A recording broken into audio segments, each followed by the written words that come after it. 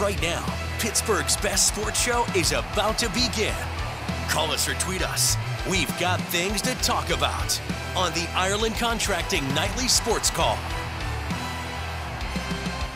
All right, thanks a lot, Jess, and thank you for tuning into the Ireland Contracting Nightly Sports Call. I'm Rich Walsh, and I thought I had Bucco fever until I saw the last 30 seconds. Jeff Hathorn's joining me for tonight's show. He's on the other side over at the 93.7, the Fan Cam, and we want to talk about these Buccos, the bullpen, blowing it for the Pirates here. Not yet. I was getting a little worried there in that 8th inning, but the Pirates just hit another home run. Brian Reynolds, 5 for 5 tonight. Not the cycle, a triple away from that. But, hey, Mitch Keller pitched another gem, second straight game for him, and he got through 6, 7 strikeouts, no runs. The Bucks bats woke up. Jack Sawinski had a home run. Andrew McCutchen a couple hits. So things were looking good, right? Until that 8th inning when they make 2 errors, and they could have got out of the inning, but O'Neal Cruz can't turn to double play, and then all of a sudden it's 7-6. Jeff, and I'm worried. I'm sweating. I'm like, here you go. Are you kidding me? So then Brian Reynolds just sucked you right back in He to did. believing in this Pirates team. Listen, my voice might be a little off either because of allergies or because I was screaming at my car radio on the way to the station because there's a, broken bat hit, 2 errors, and then, of course, a grand slam. And I'm thinking then there was a walk, like a batter or 2 after that, and, of course, that brought some bad flashbacks.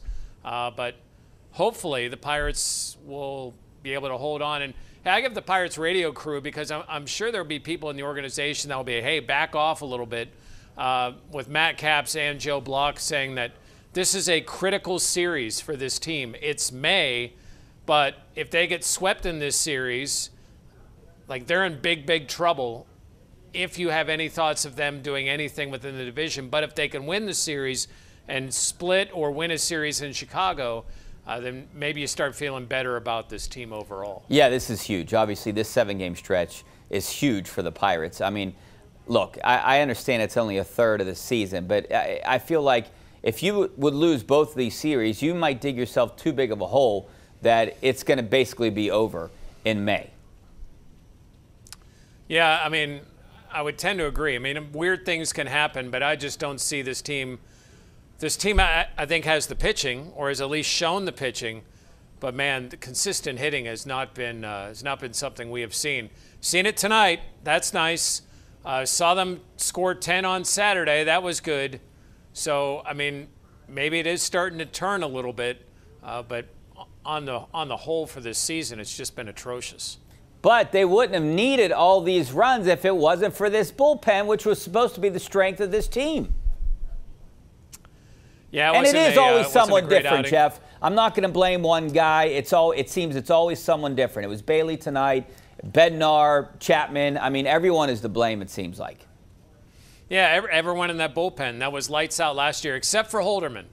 Holderman has been outstanding this year, even though he had a walk in that game the other day. But Holderman's been really good. You know, it's Josh Fleming today, Kyle Nicholas. Man, how do you come in and you strike out Bellinger, and I forget who the other guy was, and then it's like walk, walk, walk, walk, walk. Like, all of a sudden he couldn't find the plate. It's not like he came in and never could find the plate. I mean, he had a couple of strikeouts, and you're thinking they're going to get out of this inning Saturday, and then it just turned bad. Yeah, I think I said Bailey. I meant Fleming.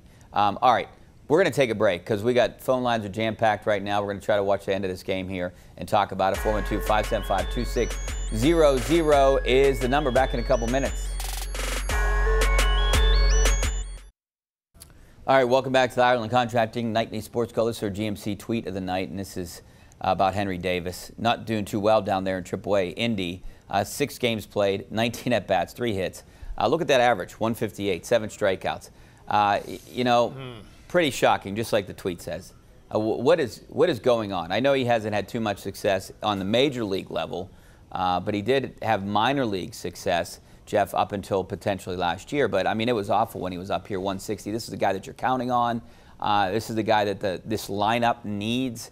I want to change subjects a little bit, but I want to just get your opinion on Henry Davis.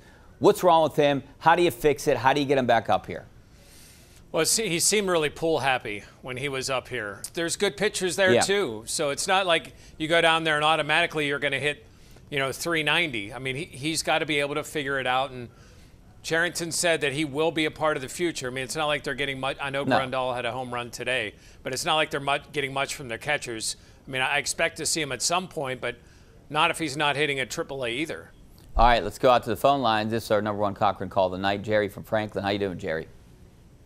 Hey, Rich and Jeff. Thanks for taking my call. Thanks for calling. Hey, a couple of things here. I didn't realize until I looked at a box score the other night that the inherited runner in the extra innings, if he scores, it's not an earned run for the pitcher.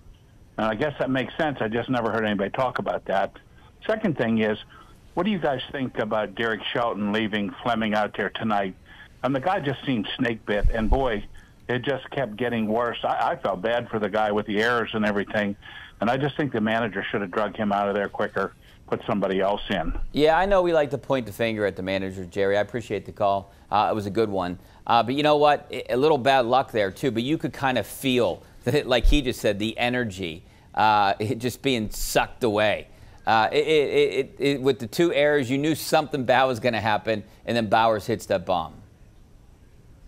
Yeah, it was. Listen, I get it with Fleming. I understand the call.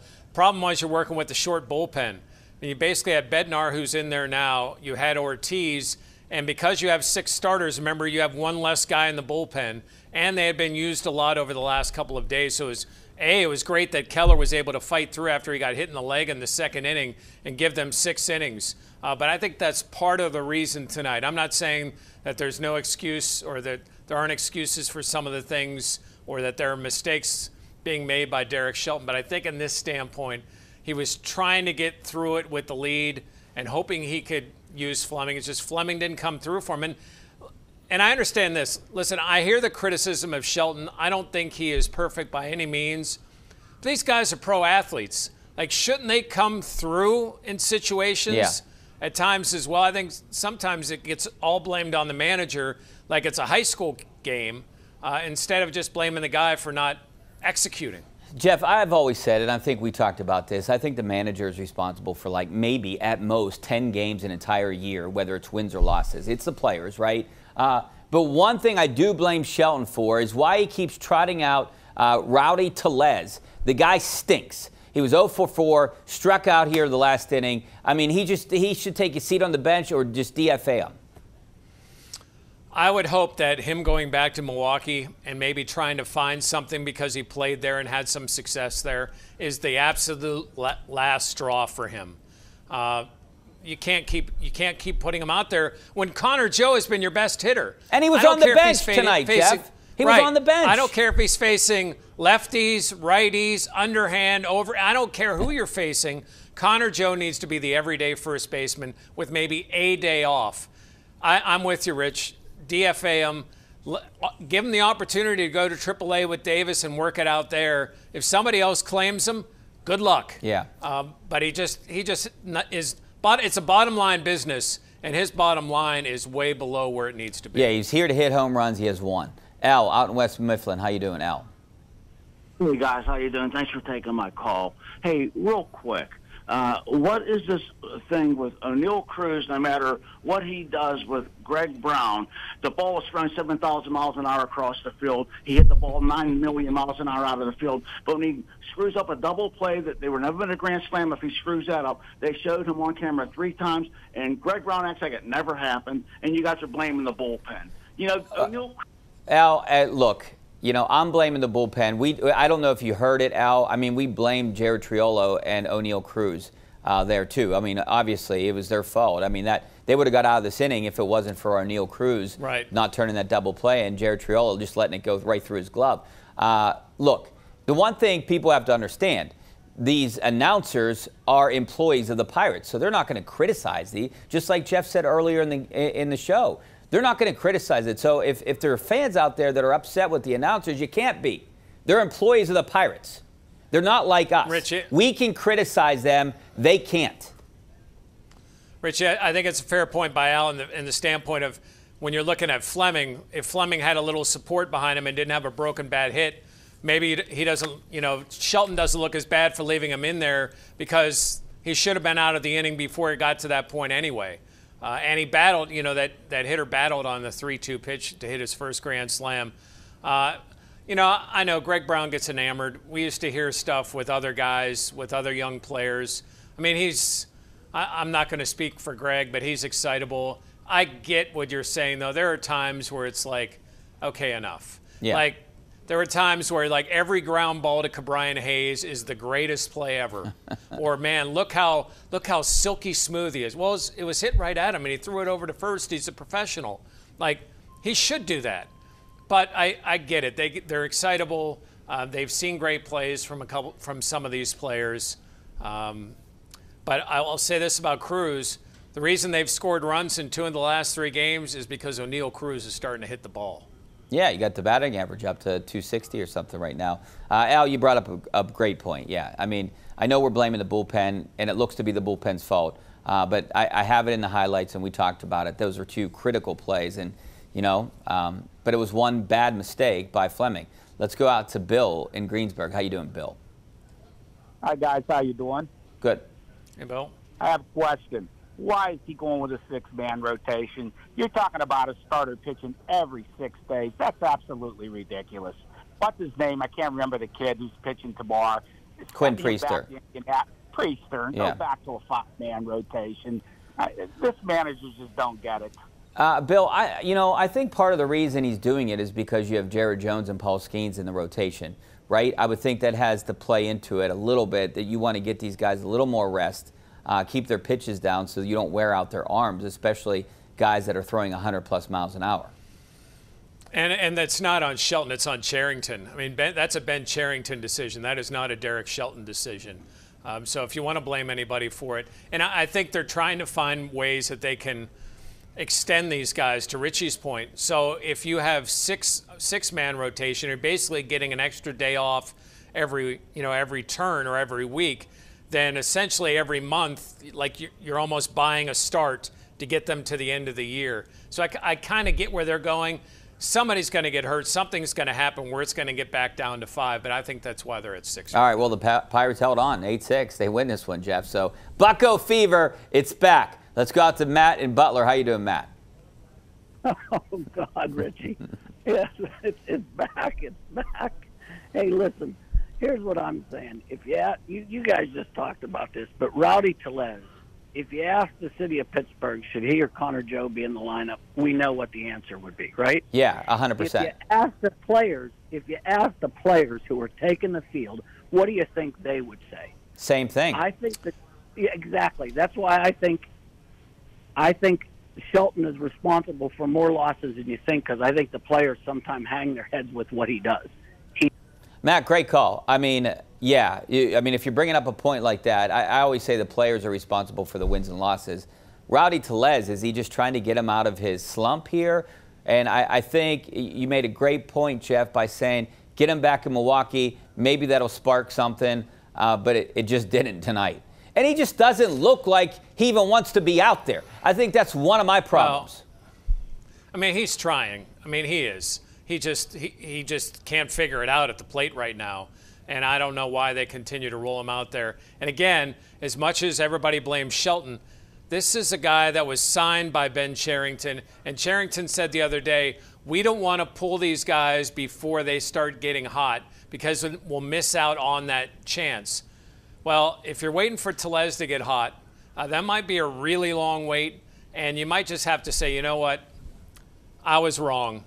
We signed the wrong guy. Let's bring up Jake Lamb or go with Plan B, something else at first base, and try that. And again, you can DFA him. And if he starts hitting at AAA, you could bring him back up. But he shouldn't be in a major league lineup, let alone uniform right now. The problem is they got too many guys that are cool right now, and they need a lot of guys that are starting to heat up. And Andrew McCutchen had a good game. Brian Reynolds, Jack Sawinski. I don't know if he broke out of his slump, but he did have a home run here today. So let's go out to Ray in Whitehall. How you doing, Ray?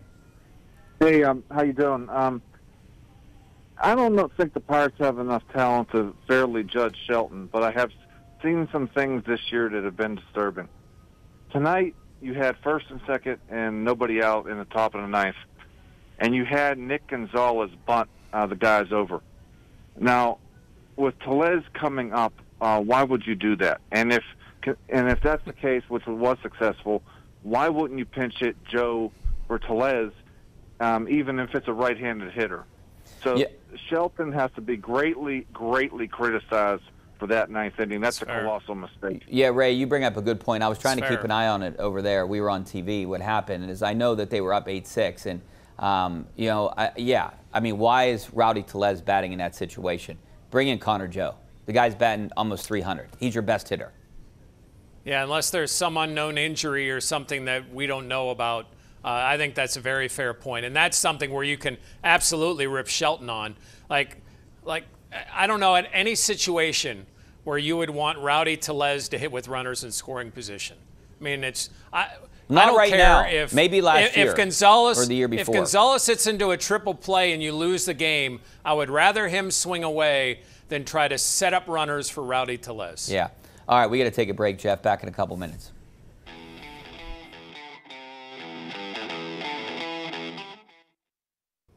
All right, welcome back. Now it's time to bring in Ken Rice to find out what's coming up on KDKA News at 11. Ken? Hey, Rich, we're going to take you to Moon Township. Families are continuing the fight to keep a struggling elementary school open. Plus, after a weekend of severe weather, we're looking at why more tornado sirens aren't installed in counties around our region. And in your first alert forecast, rain returning, all coming up next at 11, Rich. All right, thanks a lot, Ken. All right, Jeff, we'll continue with the Bucco theme because it was a big win for them, 8-6. They have 3 against the Brewers. They take the first one. It would be great if they could take the series. I'm not expecting them to sweep the Brewers, but 2 out of 3 against the Brewers, and then you take maybe even if you split 2 out of 4 or 3 out of 1, 3 out of 4 against the Cubs, you're in a good position. Things are starting out well for them. Hopefully, Quinn Priester can pick right up where Mitch Keller left off tomorrow. Well, hey, they scored, what, 18 runs in 2 of the last 3 games? I mean, combined between those 2. That's good. O'Neill Cruz is hitting 5 hits today for Brian Reynolds. Andrew McCutchen finally got some of those line drives to fall and hit grass. Jack Sawinski homer. Those are the things, even more than the score, that are encouraging to me. And by the way, Richie, you see this sign right here. Yeah. We've got Pitt Penn State tomorrow. Okay. We have baseball, Pitt Penn State baseball over on KDKA AM 1020 and 100.1 FM at 3 o'clock. We got a doubleheader, Pitt, Penn State baseball, and then the Pirates later that evening. All right, thanks a lot, Jeff. I appreciate the time. I'll see you back here tomorrow, same time, same place. Hopefully we see you guys over at KDKA News in just a couple minutes.